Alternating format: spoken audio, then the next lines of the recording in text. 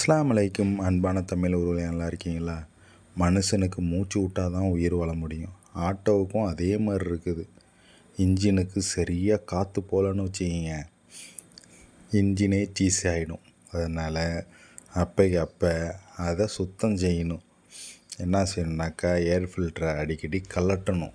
கலட்டி ஒரு 10 நாளைக்கு இல்லை ஒரு 5 நாளைக்கு இந்த மாதிரி ஒரு சுத்தம் செஞ்சால் தான் அந்த இன்ஜின் உயிரோடு வாழும். இல்லைனாக்கா அந்த இன்ஜின் செத்து போயிடும்.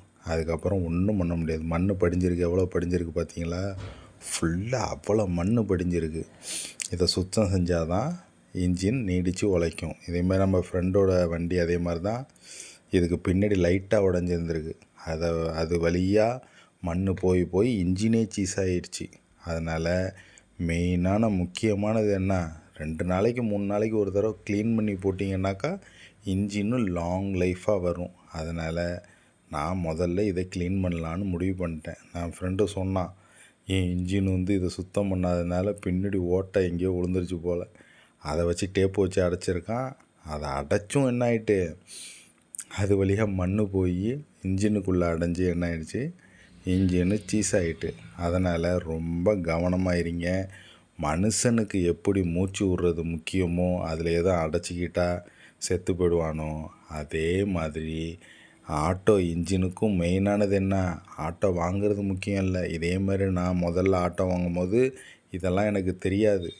ஏர் ஃபில்டர்லாம் சுத்தம் பண்ணி போடணும் அப்படின்னு யாரும் நமக்கு சொல்லித்தரல. அப்போ என்ன ஆகிடுச்சி, ரொம்ப மண் அடைஞ்சி போய் பொட்டன்னு அடிக்க ஆரம்பிச்சிருச்சு. அதுக்கப்புறம் என்ன ஏதுன்னு கேட்டாக்கா, ஏர் ஃபில்டரை சுத்தம் பண்ணி போடணுமா 2 நாளைக்கு 3 நாளைக்கு ஒரு தடவை. அதுக்கப்புறம் சுத்தம் பண்ணி போட்டேன்னு வச்சுக்கிங்களேன், ஏன்னா அதுக்கப்புறம் நல்லா இருந்துச்சு. வண்டியோட சவுண்டு நல்லாயிருக்கும்.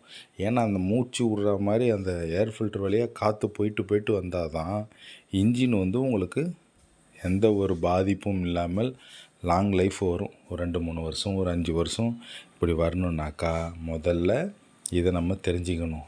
2வது, இன்ஜினில் ஆயிலை கண்டிப்பாக வாரத்துக்கு ஒரு தடவையாச்சும் செக் பண்ணுங்கள்.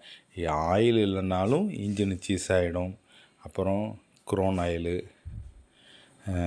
கியர் பாக்ஸில் ஆயில் இருக்குதான்னு அதையும் செக் பண்ணணும். அதுவும் நீங்கள் செக் பண்ணலன்னா கியர் பாக்ஸில் என்ன ஆகும், கியர் பாக்ஸெல்லாம் உடஞ்சி கூழாக தொங்க ஆரம்பிச்சிடும். அதனால் கவனமாக இருங்க. டெய்லி செக் பண்ணுறவங்களும் இருக்காங்க ஆயிலு. ஏன்னாக்கா அனுபவம், ஏன்னாக்கா எத்தனையோ தடவை சீஸ் ஆகியிருந்திருக்கும் பார்க்காம. அதனால் எல்லாம் முடிஞ்சிடுச்சு, க்ளீன் பண்ணியாச்சு. இப்போ என்ன செய்ய வேண்டியது, ஃபிட் பண்ண வேண்டியது தான். வேலை முடிஞ்சிச்சு, சத்த நேரத்து வேலை. இதை பார்க்காதனால 15,000 20,000 ரூபா செலவு வைக்கும். மனுஷனுக்கு உயிர் முக்கியம். அதே மாதிரி ஆட்டோவுக்கும் இது வழியாக தான் மூச்சு போகுது.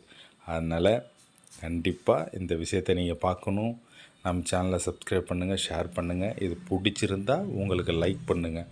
இந்த விஷயத்தை தெரியாதவங்களுக்கு தெரியப்படுத்துங்க, அவங்களும் தெரிஞ்சுக்கிட்டும். சில பேர் புதுசாக ஆட்டோ வாங்குறவங்க இருப்பாங்க.